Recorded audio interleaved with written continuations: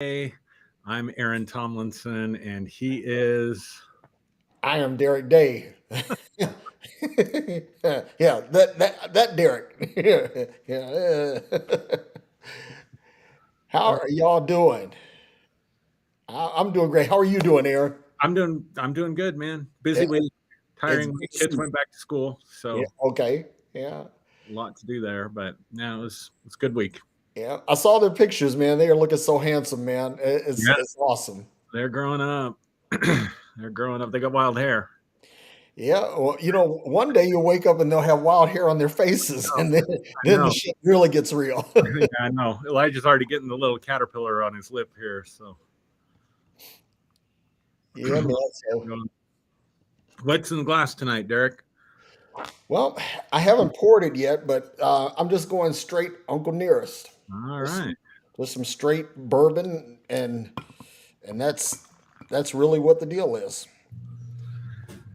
I almost went that route, but I felt like something different. So I got Captain Morgan's, what is this, Long Island iced tea. Ah, it's funny. I've been drinking this Captain Morgan Special Reserve, and it's amazing. It's almost like a brandy. It's so sweet, right? And it's you don't have to add anything. You can Yeah. do it neat or on the rocks, and either way, it's just and that's what I started to do. But I don't want anything super sweet. As last couple of days, man, I've just I've really been overindulging. Man, let me tell you this. I got to tell you this. I was at a restaurant in Dallas. This was last night, as a matter of fact, and I had a cocktail that was called the Heisenberg, Mm, right?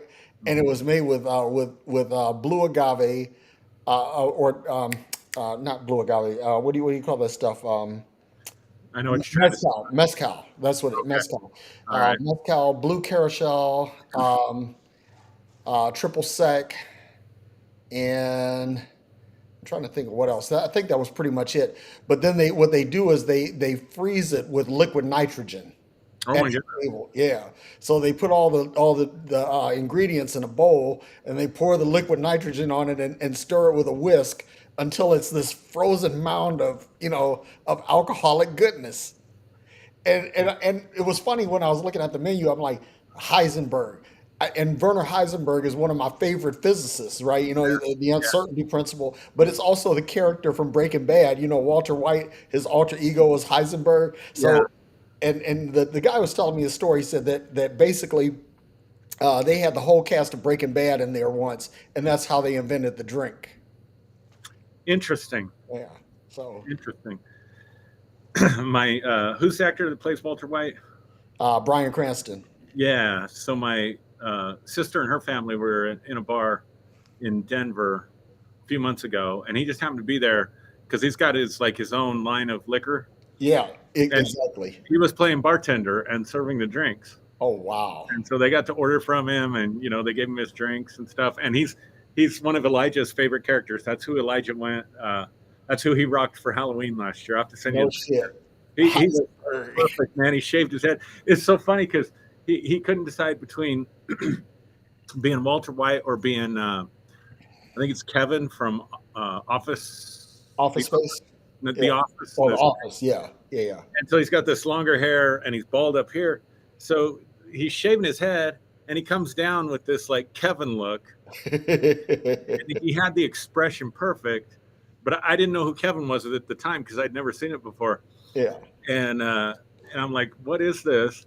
And then he went ahead and shaved his head completely and got the glasses and the outfit. And he went as Walter White. He rocked it good. It was good memories. Yeah, man. So, what's the subject for tonight? Yeah. So I picked the topic for tonight. And you know what we do here on Freeology Friday, we're always trying to give people help and life skills and things that we've learned in our experience and for it to be practical. And so I thought it'd be a good idea to talk about handling adversity. What are Mm. some things that we can do? I'm curious to hear, Derek, what you've learned through your life as you've gone through and faced adversity. Because adversity is going to come, right? And I remember one of my coaches that really impacted me when I was younger, he really drilled into us the mentality of a winner. And one of the things he would always tell us, two things I always remembered that served me well the rest of my life was winners don't make excuses and winners overcome adversity. And so, how can we, adversity can come in many shapes and forms, right? Come in many different ways. Yeah. Adversity can come from people, adversity can come from health challenges, adversity can come from the economy, Mm. adversity can come from the color of your skin, Yeah. adversity can come at you many, many different ways. Uh, but I think the principles for handling adversity, while adversity, the adversity we face can come in many different ways at us and can oftentimes put us in like a shock to the system, especially if it's something that happens that we weren't expecting, that happens immediately or suddenly. But I think there are some basic principles for handling adversity, regardless of how it comes at you. Yeah. And, my family, I've talked about a little bit on this show, went through a lot of adversity. And so I got to watch firsthand how my mom and dad dealt with adversity when it came to them. And I learned a lot from both of them. And I remember a particular moment when my father was dying for a lot of years. He had a very protracted lung disease. And I remember the last week of his life, he had kind of lost his lucidity.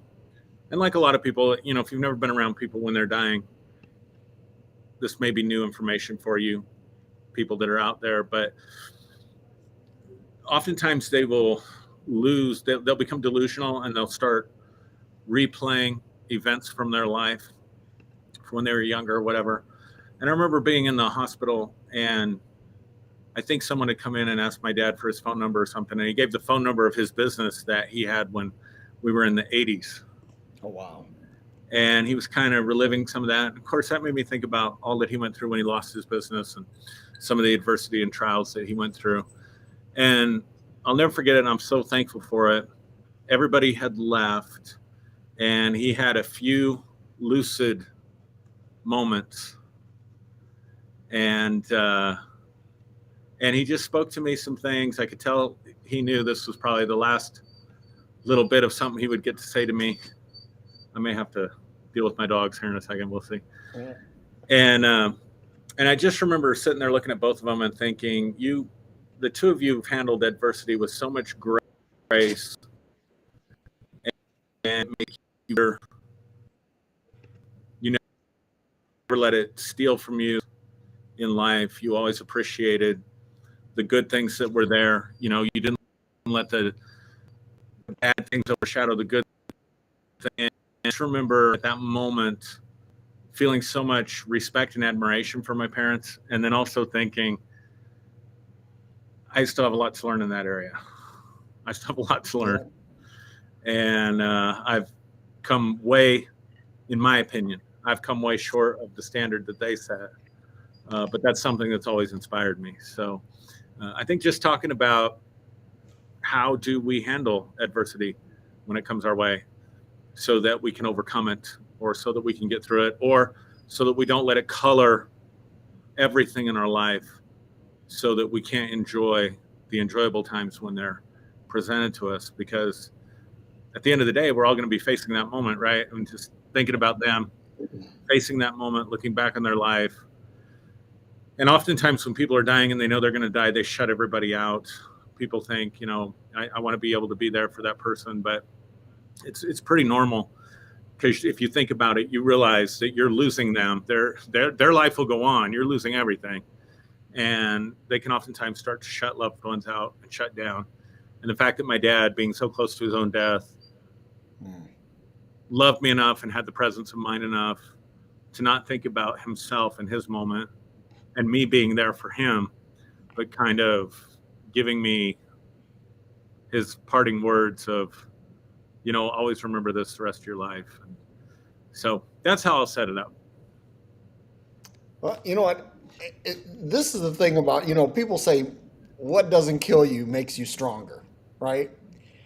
And I don't actually like that saying. I always say what doesn't kill you doesn't kill you, and you should be grateful that it doesn't kill you. But you made a good point that every person, there is not a single person living or dead that hasn't faced some form of adversity. And so I looked this up because I said I wanted to have a dictionary definition to start with, right? Sure. And this is according to dictionary.com. It says adversity is a noun and it means difficulties or misfortune. And and I don't think that it's always difficulties or misfortunes. I think that they could just be obstacles, because not all adversity is bad. Right. You know, for example, when we lift weights, right? Yep. We have resistance, and we push against that resistance, and the amount of force that we have to exert against that resistance is what causes our muscles to grow, right? And that's a form of adversity, and that adversity is positive. It's very good for you. Hmm. So not everything is bad. And here's the other thing too is that you were talking about your parents dealing with adversity. My mom was a single parent raising three kids, living with mostly with her parents, and uh, trying to go to school, trying to hold down different jobs, and trying to go to school. And so all of these things, that was the adversity that she had to deal with. Plus, the complexities of being a single parent, that was all adversity. And then that cascades down in our lives because, we're in poverty, right? And also we have to deal with the stigma of being children of a single parent, and that's adversity. But to your point, the adversity helps to shape us. And I always go back to like the Stephen Covey rule, right? That life is 10% of what happens to you and 90% of how you react to it. Yeah. So the big deal is not that you cannot eliminate. Matter of fact, you can't even really mitigate Right. adversity because adversity is external, right? It's Yep. not sometimes we create our own adversity, but that's rare. Mostly adversity is circumstantial and it's external. It comes at you. Hmm. So how do you respond to it? That's the key. And then when you respond to it, is your response positive or negative? In other words, does your response help to edify you, to encourage you, to equip you, to grow you, or is it to beat you down? And that's the one of the sad things. I want to talk about this too as we go along, is how people let adversity Yeah. beat them down. Yep. And so anyway, that's my response to your initial response. Yeah. Yeah. It reminds me, maybe just because I'm thinking back, as we're talking, I'm thinking back to those times. But I remember even being 16, 17 years old, and my parents landed in poverty, lost everything. A lot of public shame that went with that. A lot of people turned away from us. A lot of people that were part of our lives that were in the highlight reels. I'd say it this way: that were in the highlight reels of my memories for the first 15 or 16 years of my life. All of a sudden, are not there anymore and haven't been there ever Mm, since. Right. yeah. And and I could have really folded at that point. I could have really, especially you think about a teenager, right? You think about how generally self-centered we are when we're teenagers, and our brains aren't even fully developed. We don't see the bigger picture, and yet I remember thinking, from a certain perspective, it's so cool that I get to experience this Mm, because, and this may sound, I don't know, strange, but like you kind of have this, like so many of my friends, they just check the boxes, right? Like family stable or whatever, check the box. Yep. Get through high school, graduate, check the box. Go to college, check the box. Find a spouse, usually in college back then, check the box. Buy a house, check the box. Have kids. They're just checking the boxes. And I remember thinking, I'm facing this particular situation that I don't know how to deal with. I don't know who to go to. There's no one that can relate to this because this is a very uncommon experience. And looking at it from the perspective of, it's kind of cool that I get to experience this, that this becomes part of my story, and that this becomes part of what shapes and forms the person that I'm going to become. And it did in some ways that were not healthy and not the greatest, that I can look back with and have a little bit of regret about. But then in other ways that I think really still makes me the person I am today, that I like and love. And so I think you said, the Stephen Covey rule, life is 10% what happens to us, 90% how we react to it. And I think for me, being able to shift perspectives, because I think that's what happens to a lot of people, is they get locked in and focused in on the problem. Maybe like a former president that we know and love. And that becomes all they can think about and all they can talk about.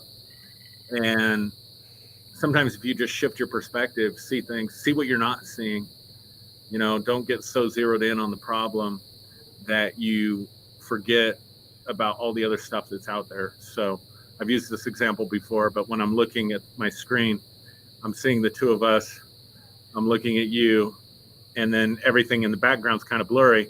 But if I lift my eyes, I can do the same thing. Now you're blurry, we're blurry, and I'm focused in on the room that's around me because I'm changing perspective. I'm able to see what I couldn't see before. And when I see what I couldn't see before, what I was focused on becomes a lot less clear and dominant in my thinking and in my vision. So I want to ask you a question. And I think that there are two kinds of adversity at a fundamental level, at an elemental level. There's real adversity, real shit that happens to real people, right? Right. And then there's perceived Mm. adversity. Yeah. So I want to shift this to you because here's the thing. I'm deferring to an expert on this, right? From a clinical psychological standpoint. Um, that you know how do you distinguish between real and perceived adversity, and what distinguishes, what are the hallmarks between real, because here's the thing, and I've experienced this. There have been times when I've dealt with something that I know this was something that created a point of difficulty for me. But then there were times when I thought that this was something that was being presented as an obstacle or a roadblock, a stumbling block, and it wasn't. It was really in my mind. It Yeah. was what I perceived it to be. So that's the question that I want to ask you. Yeah. Thanks, Derrick. I will say this. I do think I'm an expert on this topic, but not because of my study or my degrees. I think I'm an expert on this because I have at times in my life been an expert at perceiving a problem as bigger than it really was or wasn't really there at all. And so I've had to navigate this for 50 years. One thing that happens when you're traumatized repeatedly as a child. So there's different kinds of trauma. There's what we call shock trauma. You get in a car accident, someone suddenly dies, you have an assault, a robbery. That's shock trauma. That's an event, and it'll do things to the brain. And then there's what they're starting to recognize in clinical circles, which is complex trauma. And that's trauma that happens over and over and over again that you can't get away from. So this is the person who grows up, in an abusive household. This is a person who goes to war, combat, right? Because you can't get out of it. You can't just say, that sucked. I just watched these terrible things happen on the battlefield and I'm not showing up tomorrow. So that's complex trauma. And I think in my case, when I was 16, definitely There was some complex trauma. Being bullied, if a kid's bullied in school and every day they're bullied in school, that's a complex trauma because they have to keep going and being subjected to those shock traumas over and over and over and over again. Yeah. So when a person has complex trauma, it does something to the brain that makes them uniquely a worst case scenario thinker. So all of us, our brains are wired and designed to anticipate what's coming in life. We can use that anticipation for hope and good things. We can use that anticipation for really negative stuff. And so I used to talk about the Rolodex of doom in my head. Remember Rolodexes? Yeah. Flipping through the cards, but kids today don't get that. So now I have to call it the Google search of doom. You're just scrolling, in your head. Well, this could happen, and this could happen, and this could happen, and this could happen, and this could happen. Doom scrolling. That's actually the term for it. Well, but this is internal doom scrolling. This isn't just scrolling like bad shit that's going on in the world. This is like bad shit that's going to happen in my life that I'm creating. In other words, the point I'm making is it's not real. It's not happening. Or you don't know, you perceive someone's criticism as a personal attack, and then you're afraid they're going to go out and gossip about you and turn other people against you. And, you don't know if any of that stuff is going to happen. But here's the thing. The part of us that generates the fight or flight response, the part in our brain that generates the fight or flight response, is about the size of an almond. That's its capacity. So I want you to think about the size of your brain and how much computing and thinking and imagining and stuff that we can do in there, inner chatter, all that stuff, right? Memories. We're talking about this thing that controls our worry response is smaller than a pigeon's brain, probably. What is that part of the brain called? It's called the amygdala. Okay. And I'm emphasizing that for a reason, because the amygdala apparently cannot distinguish what's really happening outside of you compared to the images that you're creating in your brain. In other words, it can't distinguish between this is really happening to me or this is just a movie that's being generated out of the neural cortex. It's picking them both up as the same. So when you're sitting there doom scrolling internally or going through your Rolodex of doom and you're imagining these scenarios, or you get fixated on a problem and you start projecting your own idea of what's going on out there. That person doesn't like me. That person's talking about me. That person's going to cause other people to turn on me.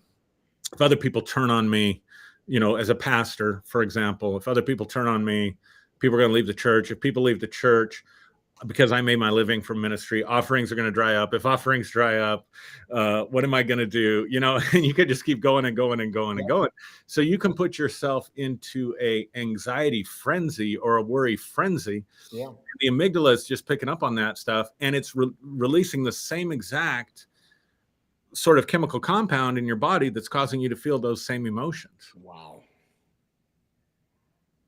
So all of that to say, it can be a very real challenge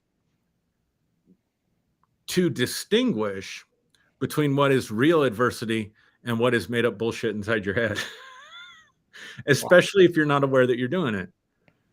And so one of the things that I had to do to get out of that, because I was really good at that for a while at certain parts of my life, really good at creating those scenarios, those worst case scenarios. So one of the things I had to distinguish was, if I create this in my brain, if I create this movie, if I make this horror movie, this nightmare for myself, I'm going to experience it as though it's actually happening to me. No difference. So I have a choice. I can postpone my misery until I actually have to go through the experience in real life if I do, or I can make myself experience it beforehand over and over and over and over again. Either way, if it's going to happen, it's going to happen. Yeah. And so I had to tell myself, I refuse to experience this before I have to actually experience it. Because if I don't have to experience it, then it's no problem. if I do have to experience it, I've already practiced experiencing it 1,000 times before it even shows up. So this creates, like, I guess, a useful scenario, a useful scenario for the Groundhog Day syndrome, Hmm. right? Because if you Groundhog Day it, right, now you rehearsed it multiple times in your mind, so now you understand how to execute when the problem actually occurs. But one of the things that I think is troubling, right, that you can get caught up in that loop Exactly. and begin to create or to execute this loop as if this is a present reality. Yep. And so that is where it's perceived adversity, but it isn't real adversity, because at any time, just like you're talking about, you're using the analogy of of a movie playing in your mind. At any time, you have the capacity, the ability to get up and leave the theater, Yeah. but Exactly. but you don't. You know. Yeah. Yeah, because we believe, and you bring up a valid point, it does allow you to rehearse the situation to know how to navigate it. But we believe too much in that sometimes. Yeah. Like sometimes we're just better off thinking on the spot. Yeah. You know what I mean? Yeah. But the belief is if I think about it hard enough and I think about it long enough and I practice it often enough, then I'll be able to navigate it. But at the same time, I do see value in that. But like you said, I love how you distinguish that there.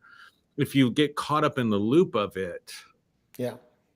then you're just making yourself miserable. The only place that stuff exists at that moment is inside your head. It doesn't Yeah. exist anywhere else. It doesn't have any reality outside of you at all.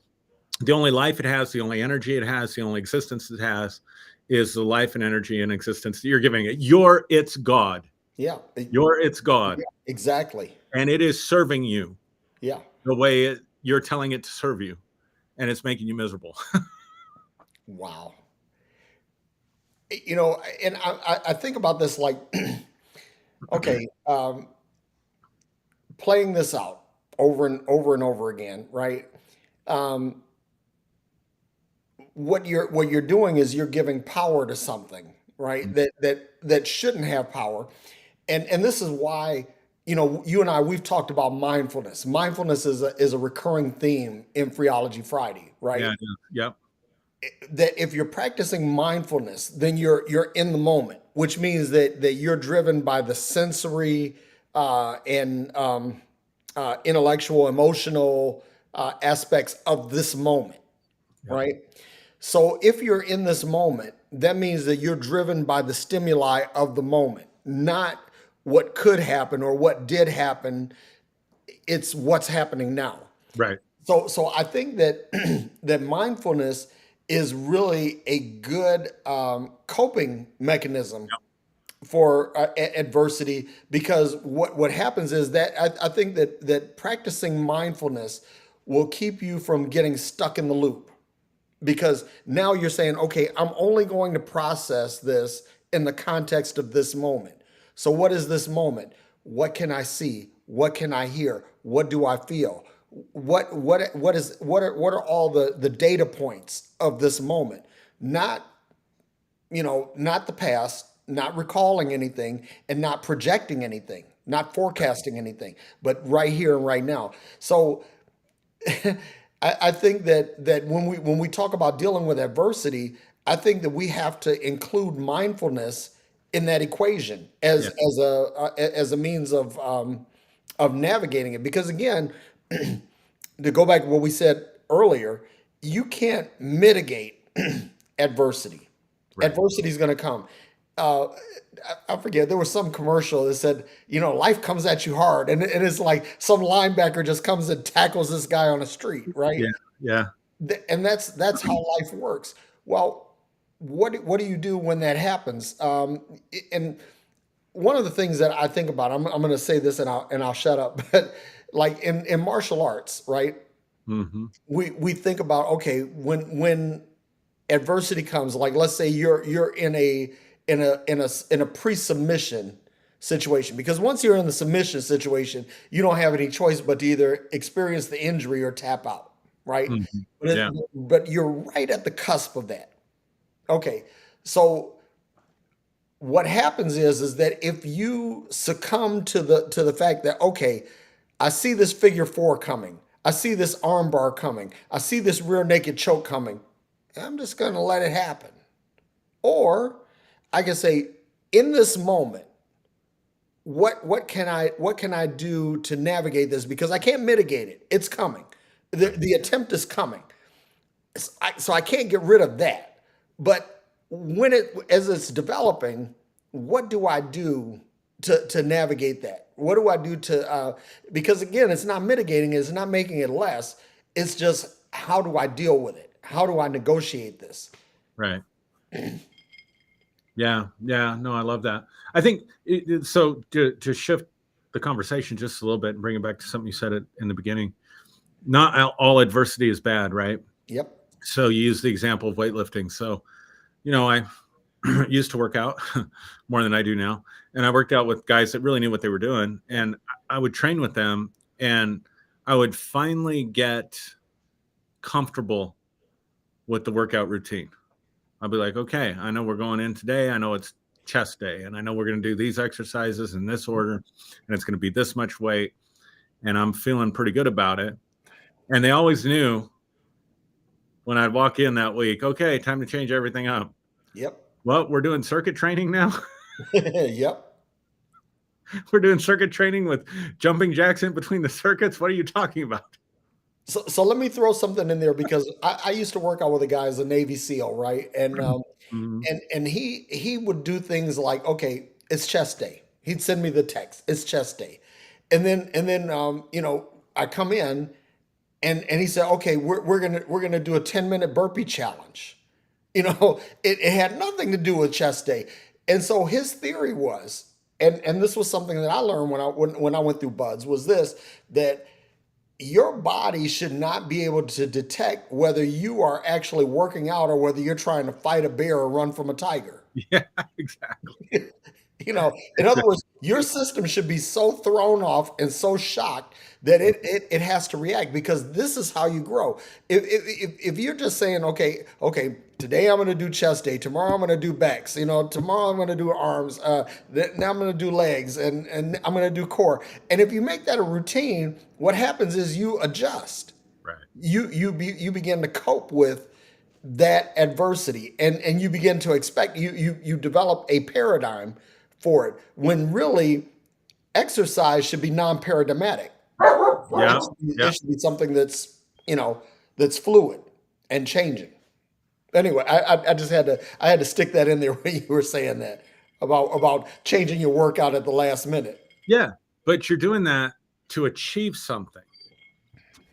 So I think it's important to talk about, what about the adversity that comes when we're trying to achieve, when Ooh. we're trying to change something, when we're trying to make a difference for Mm. ourselves or for others. Yeah. And because we're reaching out further or we're reaching out higher, it throws our system off, like Mhm. going in on chest day and having to do 10 minutes of burpees. Yeah. But it's to achieve something. You see what I'm saying? It's in the pursuit of something that we want. But that pursuit of something, it's like law of the universe, right? For every action, there's an equal and opposite reaction. So if I make an action towards something, then there's going to be a reaction of adversity that's going to come my way. And how do we navigate those situations? Wow. I mean, how so for every action there's an equal but opposite reaction. So the adversity comes, that's action. You have a reaction to that, right? Which in turn, because of the law of momentum, creates a subsequent reaction to your reaction, right? So that I'm thinking, I'm just kind of thinking out loud, I'm thinking on my feet here. It's like that you have to be prepared to change, to react to that change of momentum. That as the momentum shifts, you have to be able to stick and move, bob and weave, right? Right. That you have to balance. I got to tell you another story. I'm going to share another story. When I was taking Kempo, I was studying with this guy. His name was Kenny, and we and Kenny was like, he studied with Okinawan masters while he was in the Marine Corps. but Kenny has some really unorthodox training methods, right? So he said, okay, today we're going to work on this form, and I'd come in and prepare to work on this form, and so Kenny would say, okay, turn around, and he blindfold me, right? And what I found out is that later it was four guys with sticks, with bamboo rods, and I had to deal with this. Now, here's the thing: you're not going to win against that.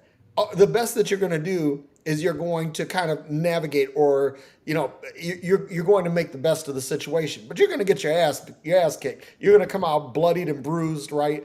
But that was the way that he trained, because he thought that adversity, in order to adequately prepare you for adversity in the real world, that you had to create a ridiculous training scenario, that something that, and this is the thing. I think that one of the things that we don't do, that we probably should do, instead of replaying a scenario over and over again, I think that we should play scenarios out in worst case scenarios. Now, not to say that you're doom scrolling, or not that you're being fatalistic, but you just say, okay, thinking this out, like from a chess standpoint, right? You're looking at your opponent, and you Right. say, okay, how many moves do I think this person could possibly checkmate me in this scenario? And so now I'm coming up with a strategy of corresponding moves to anticipate what your opponent is doing. And so you're basically saying, okay, the worst case scenario is this. So I'm going to map out the steps to see what the worst reacting to the worst case scenario is, without succumbing to the worst case scenario. In other words, I'm not replaying on loop. I'm just going through it in a very discreet way to see, okay, how can if this happens, it becomes simple Boolean logic, right? It's Right. if then, right? Yep. Or and or, right? Yep. So, Yeah. No, I think, and so that's the other thing I would say. Um, Sometimes our greatest strengths can also, at the same time, in a paradoxical way, be our biggest stumbling blocks or our mhm, greatest weaknesses. So I have an amazing ability to doom scroll internally and play out situations me too. and think strategically and stuff like that. And that actually made me very effective uh, financially. It made me a very effective strategic planner. So apply that wherever you want: finances, leadership, building an organization, dealing with people, because I could always anticipate what was going to happen for the most part. And not just that, but 10 different other scenarios, right? And be prepared for those. So that's a strength. That's a strength. And so the other thing I had to do was, when I would get stuck in those loops, like that hyper frenzy of, oh my God, this is happening, or this is going to happen, or that's going to happen, and just feeling uncomfortable inside. Yeah. The Aside from just saying, I don't, I'm making myself experience this before I have to experience it, in terms of how I'm feeling about it emotionally and stuff like that. But I also had to encourage myself, that's a strength that I have. Yeah. That's an ability that other people don't have. Other people just float through life, and something happens, they're like, whoa, I didn't see that coming. I was like, oh no, I saw that coming, and let me tell you what's going to happen after that. Yeah. And here's what we're going to do. So being able to recognize that what I thought was a weakness for me, because we both come from the faith movement, so you're not supposed to be thinking about bad stuff or worst case scenarios. And I saw a verse in the Bible that says, a prudent man foresees danger and takes shelter, right? Yep. And so then I had to reframe it and say, okay, this is a strength, but if I don't, it's so strong that if I don't keep it in check, if I don't watch it, if I don't stay on top of it, if I don't practice mindfulness, like what you were talking about earlier, it's going to get turned on me and turned against me in a way that's going to be destructive for me. Mm. And so I have to tame it like a horse. I have to break it. I have to domesticate it so that it becomes something that's working for me and serving me. Otherwise, it gets so out of control that it becomes something that does not enhance my quality of life. I'll say it that way. Yeah. So talk about that. Let's unpack that a little further, because what you're talking about is a situation where you begin to heap adversity on yourself Yeah. that doesn't exist because you're doom scrolling, or in other words, you're not really thinking of it strategically. You're just thinking worst case scenario, repeat, repeat, repeat, right? It's a do Yeah. loop of adversity. So basically, what you're doing is you're creating your own adversity, and you're not creating a situation of overcoming it. Yes. Yeah. Yes. So yeah, I mean, this is good because you know one of the things that and I'm like you. I think that because of my inner doom scrolling, that it's made me better. It's given me a strategic advantage. The problem is that sometimes I'll get stuck in it, and it's like, okay, what if, what if, what if, what if, what if, and Mhm.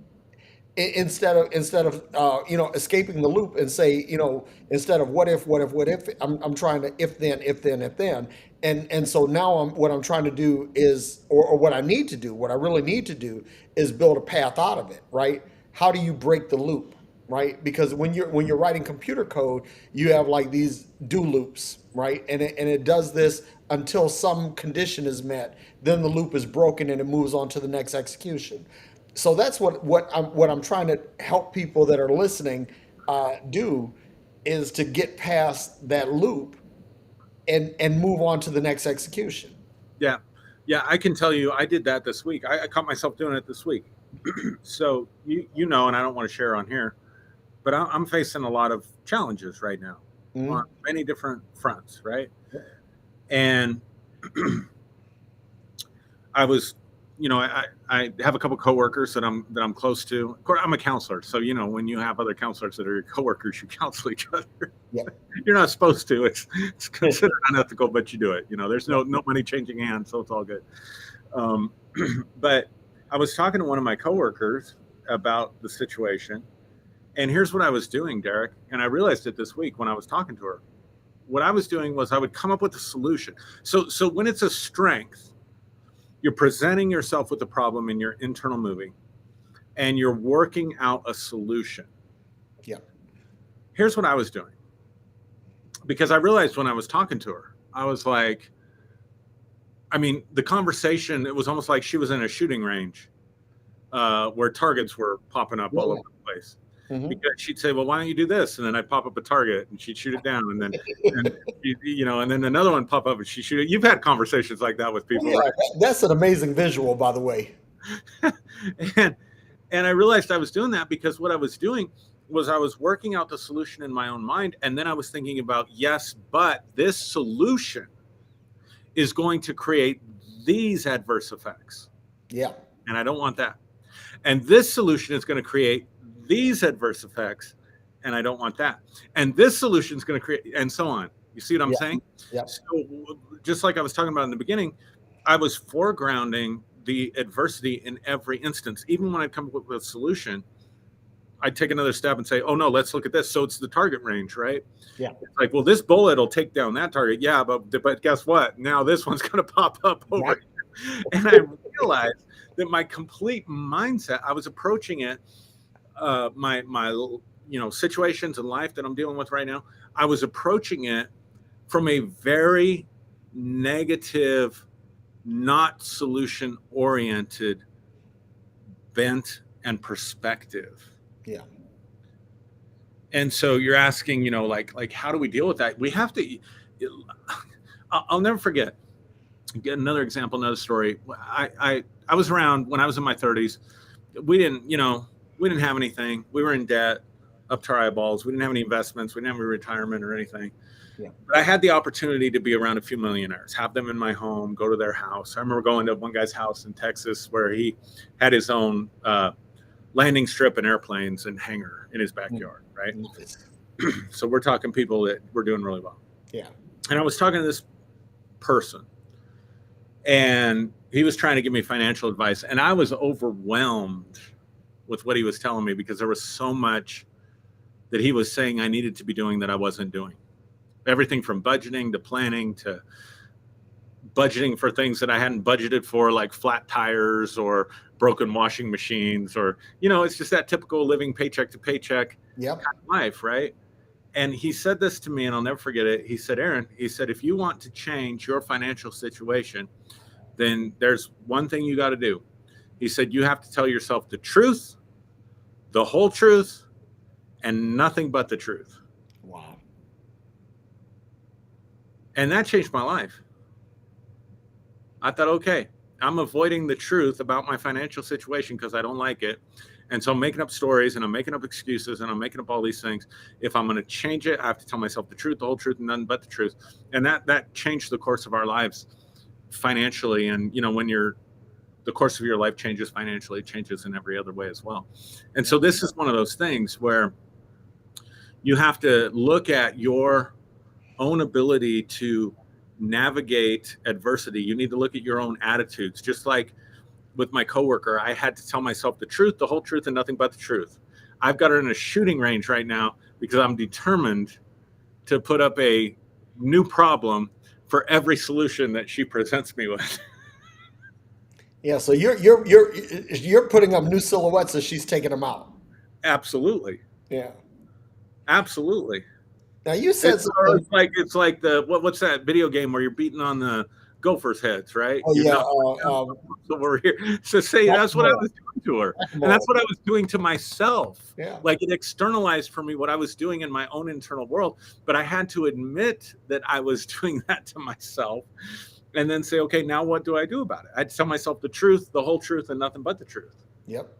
And that's really good because you have to be, there's an old saying, to thine own self be true, right? That Yeah.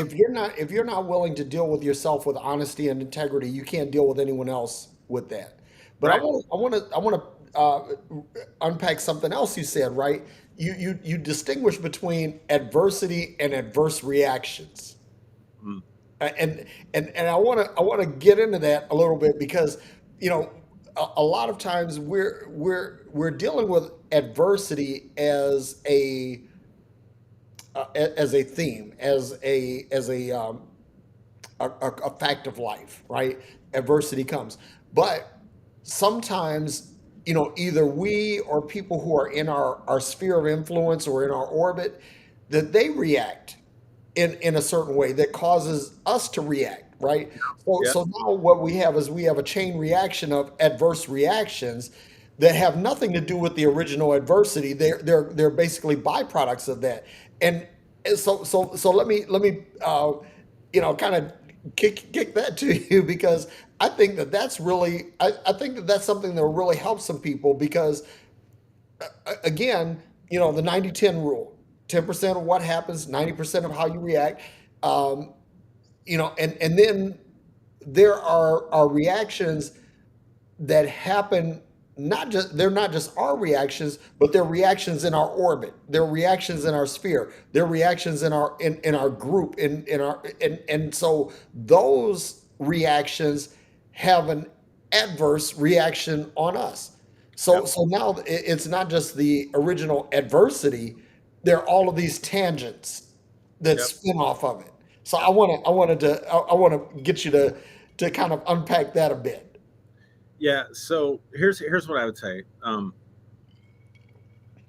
Most failure happens.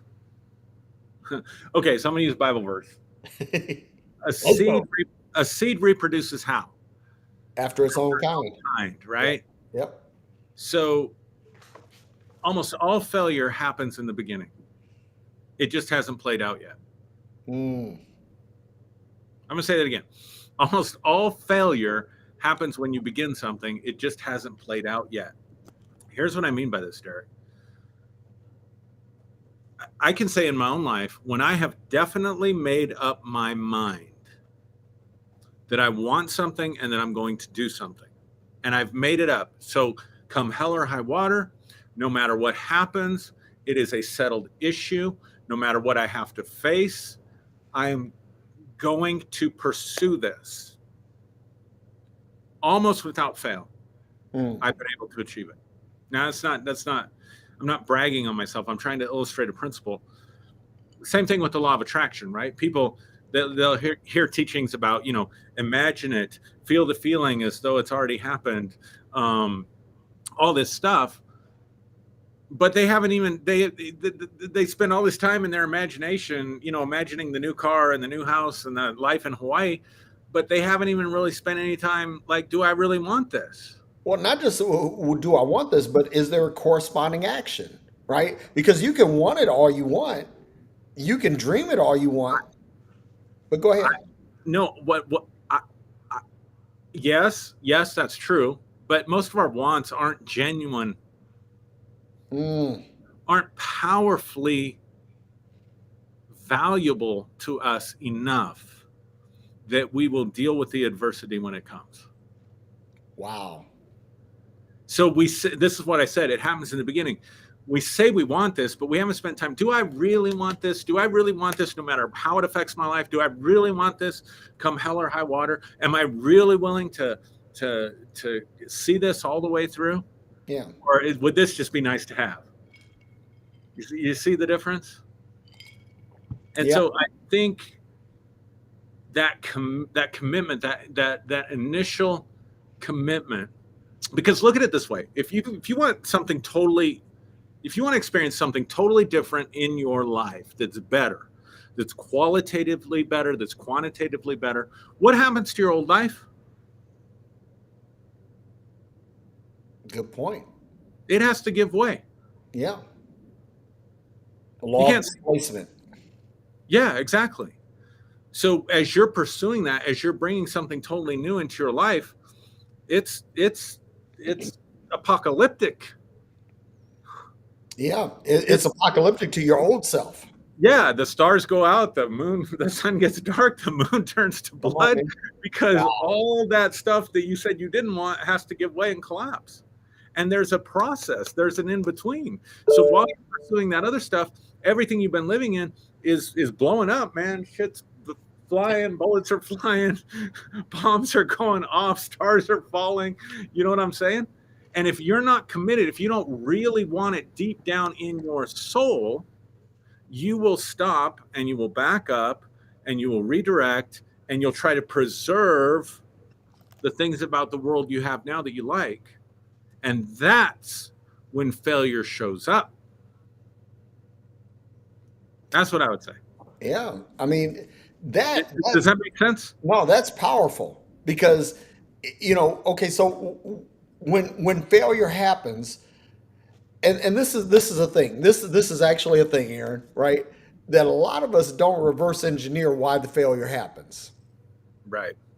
But if you think about it from an engineering standpoint, if you have a car engine and you built this engine and it fails, you have to do some things to reverse engineer why the failure occurred in the first Right. place. Right. And so what you're saying is that basically, uh, that we have to actually, okay, look at the adversity that happens, adversity as external, right? And then the adverse reactions, what's internal or what's happening in our orbit, and how do these things play into the failure? But if you're not willing to accept the role of your reaction or the role of the reaction of others in your life to the failure, you can never go about solving it. Right. So that's where the adverse reaction comes in. Yeah. I want this, but in order to have this has to go. And this starts to go, and I'm so emotionally attached to this, or deconstruction. I got to the point where I wanted out of ministry. I wanted a whole new life. I wanted to experience a whole different version of myself. Well, in order to do that, I had to collapse everything that was around me, in social currency, Mhm. identity, ego, you know. And so if I wasn't aware of that, if I wasn't committed to this, the first time something went wrong and I have an adverse reaction to it, and somebody comes alongside and says, well, this is happening because you've turned your back on God. Yes. if I wasn't committed to getting out and experiencing something different, it would be very easy to have an adverse reaction to that. Have someone come alongside and say, well, you know, this is happening. If you just repent, brother, everything will be okay. But you said something else though, like you talked about it collapsing, right? And this is something we've talked about before about like in quantum physics, the wave function collapsing into an observable phenomenon, Exactly. right? Exactly. So what happens is that when we there's a realm of probability, uncertainty, right? But when we observe it, right, this wave function collapses into something, right? And so in this particular case, what it's collapsing into is some event that is driven by your reaction, that is driven by the adversity or the adverse reaction. Right. Man, okay, I'm growing in real time here. But yeah, I mean, you brought up the car. If it doesn't work, you have to reverse engineer why it Yep, didn't work. That takes time. That takes effort. That takes frustration. yep, But you're still committed to getting the car right. yeah, And so what I'm saying is, when I say failure happens at the beginning, it's because you didn't want the car bad enough. mm, You got in the process, said, "Oh, you mean I got to reverse engineer it now? No, you know what? Maybe this is a bad idea. Maybe this is a dumb idea. Let's just forget about this. Let's move next thing." yeah, And that's why people aren't successful. It's just like, that famous quote with Thomas Edison, who, failed 5,000 times creating the light bulb or whatever. And they asked him, you know, what was it like to fail 5,000 times? And he said, I never failed 5,000 times. He said, each time I failed, I learned something about what not to do the next time. yep, Well, at what point did Thomas Edison have to confront within himself, maybe this isn't possible? Maybe this is a crazy idea. yeah, Maybe everybody that told me this was a crazy idea, they were right. But see, so he'd made up his mind before he started. Come hell or high water, I'm going to invent the light bulb. You see what yeah. I'm saying? Yeah. Well, you were saying at the beginning, right? So Yes. what happens when you put a seed in the ground? If a tomato seed, a cucumber seed, whatever. You're putting a seed in the ground, you're putting it in there with the expectation that something is going to happen, that germination, gestation, that it's going to happen and it's going to produce some result, right? But if you put the seed in and you have no expectation, and this is a principle because I think that we have to apply expectation at the beginning. So what you're saying is that failure begins at the beginning, or it starts at the beginning. If you're not expecting, if you don't understand what it is that you planted, if you don't understand what it is that the desired result is going to be, then basically instead of planning against failure, you've planned to fail. Yeah. Yeah. Or you're just not ready for the adversity that's going to come, right? Yeah, So you don't persevere. I mean, at the end of the day, it's about perseverance, I guess. It's about, I want this bad enough that I'm willing to persevere through all the adversity and my own adverse reactions, that I'm going to keep at it every day. that reminds me of another story. I got to share this. This is funny, Yeah. right? An acorn sprouts up in the ground, and it looks up at the oak tree beside it and says, "I'm an oak tree." And the oak tree looks at the acorn and says, "You're not the sprout coming out of the acorn. You're not an oak tree." So years come by, years pass, and eventually this little sprout becomes an oak tree even more massive than the one beside it. And the bigger oak tree now looks down at the older, smaller oak tree and says, "I'm an oak tree." And the older oak tree looks at it and says, "You're not an oak tree yet." And then a storm comes, and the storm blows and it knocks over houses and it knocks over barns, and when it's over, the only thing standing are these two oak trees. And the old oak tree looked at its bigger younger iteration and said, now you're an oak tree. Love it. And Love that's that. adversity. I mean, that's what basically the storms of life are going to come. The challenges are going to come. The obstacles are going to come. The negative sayings, the haters, all of that is going to come. How do you react to that? And again, do you react in kind to the adversity, or do you create a chain reaction of adverse reactions that now exacerbate the original adversity? And Yep. all of these things, we have to program these things in. And so again, coming back to mindfulness, when adversity comes, and this is something that I'm learning, Aaron. This is something literally growing in real time. That when the adversity happens, I have to actually stop and evaluate this in the context of right now. Not in the context of yesterday, not in the context of tomorrow, but right now. What does this mean right now? And Yeah. when I understand the meaning of it right now, then I can program what my reaction to it is right now. And this is a thing. I mean, I promise you, this week, as wonderful as this week has been, there was a lot of right now that I had to process. Because if, Hmm. if I if, if I take this out of the context of right now, it loses its meaning, and it also loses what it can Yeah. potentially give to me. Yeah. So, so this, I mean, and we'll talk, but this is my, when you talked about this as a topic, it so resonated with me because I think that everybody deals with adversity, but I think that some people try to run from it, some people try to hide from it, some people try to put in, mitigation strategy. Like we talk in IT, we talk about risk mitigation, how to de-risk a situation, right? Well, there's only so much de-risking that you can do. It's like you have no control over the weather, you have no control over geological occurrences, you have no control over these things. And even if you come up with a mitigation strategy, it may not be enough. But if you say, okay, this thing will happen, these are the things that I'm going to do to try to overcome the challenges. But what I want to look at, I want to look at where I am now, mindfulness, and then I also want to consider the end state, right? That, okay, what is the logical conclusion to this if I Hmm. play it all the way out?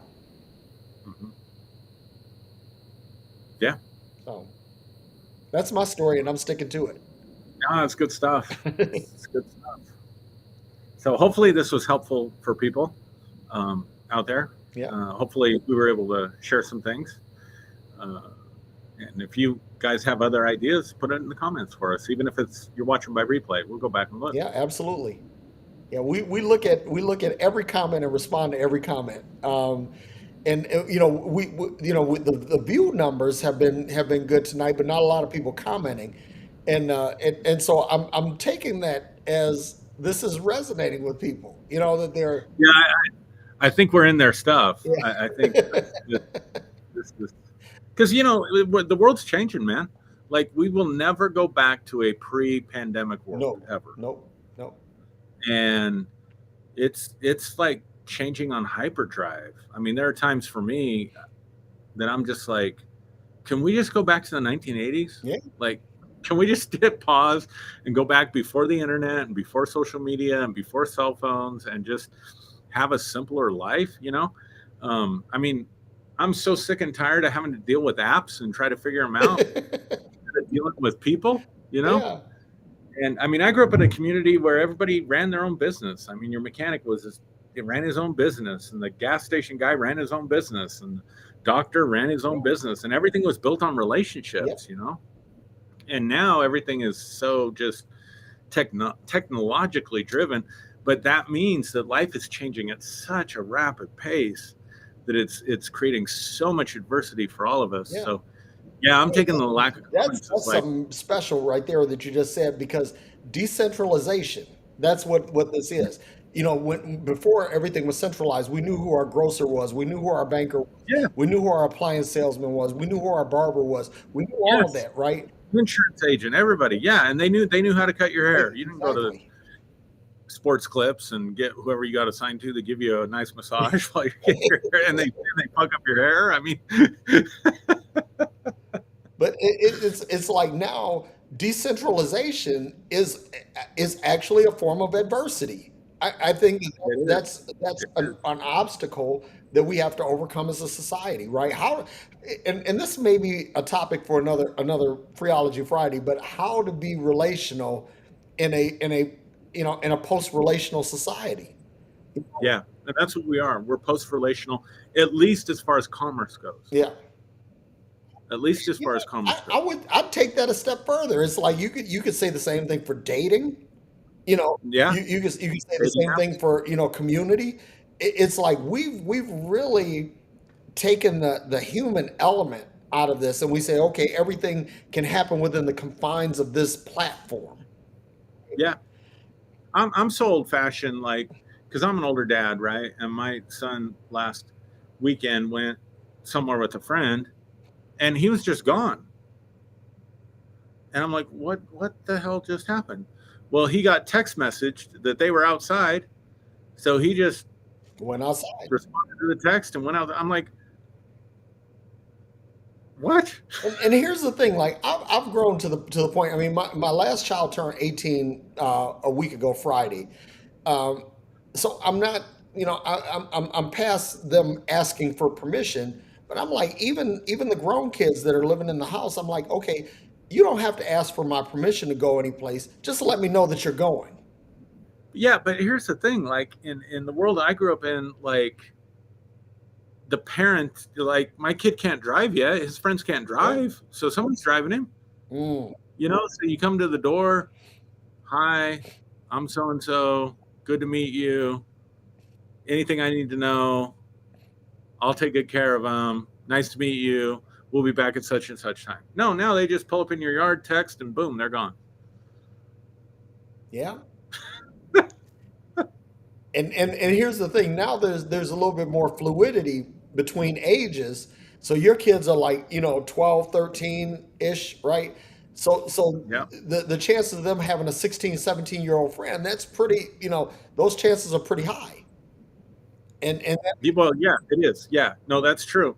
But also, you know, a lot of the parents are 20, 25 years younger than we are. yeah, They grew up in a different world yeah, too. So it's crazy. So that's a lot of change. That's a lot of collapsing of the old world yeah, all at once, right? A lot of stars falling and the sun getting darkened and the moon turning to blood.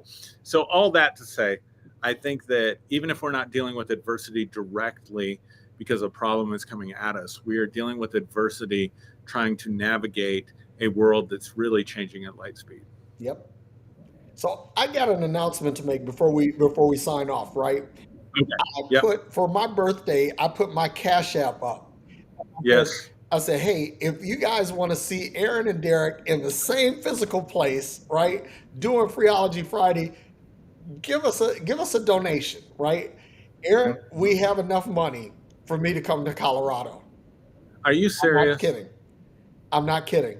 This Oh is man. going to happen, right? Now I'll probably have to Well, sleep in your basement. We don't have money for a hotel, but we have money for airfare.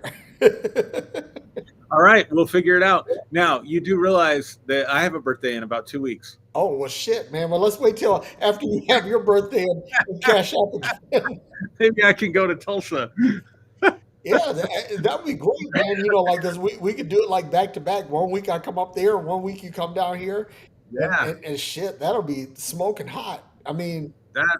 Well, whoever gave you that birthday gift and blessed me as well, I am deeply, deeply grateful. Genuinely, yeah. from my heart, grateful for that. That's I all. mean, I was blown away, man. I was literally blown away. I mean, there is literally more than enough money for airfare from here to Colorado. But we'll take care of you once you're here. Awesome. Yeah. So I don't, like I said, we didn't have a whole lot of comments to cover tonight. So, Yeah. but the numbers have been pretty, been pretty steady throughout the show, and that's really good. But I want to thank everybody who joined in, and I'm really grateful for everyone who has supported us for the last 3 years, because I speak for me, and I know I speak for Aaron as well, is that what we really, really, really want to do is to help people develop things, or cultivate things that will help you live your best life, that'll help you overcome adversity, that'll help you navigate the challenges of life, and I think that we do a good fucking job of that. Yeah, I do too. All right, everybody. Thanks. I hope this was helpful. Derrick, love you as always. You too, I'll man. give you a holler as we're done, man. But hey, everybody, hope you're growing in real time with us. And thanks for watching. And peace and hair grease.